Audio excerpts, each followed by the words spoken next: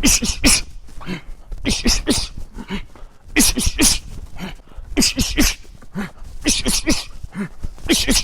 this video, I'm going to show you how to pivot. I'm going to get inside my boxing stance. Now, on the pivot, my front foot doesn't move. I have two kind of pivots. One, where you move the back foot counterclockwise, which is close the gate. The other one is where I move the foot clockwise and I open the gate.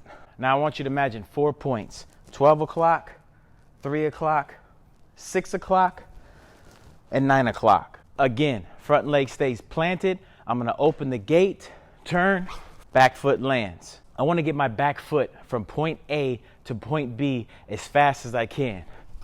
That way, by the time I reposition, I'm now in position to punch again. Remember, when you pivot, even though you're changing the angle, you're still in your opponent's punching range. So I want you to have a follow-up attack planned once your back foot lands. Whichever way I pivot, I want to keep that hand up tight for defense. Now, my counterattack is typically going to be that opposite hand. Pivots are a great way to change the angle on your opponent while remaining in punching distance.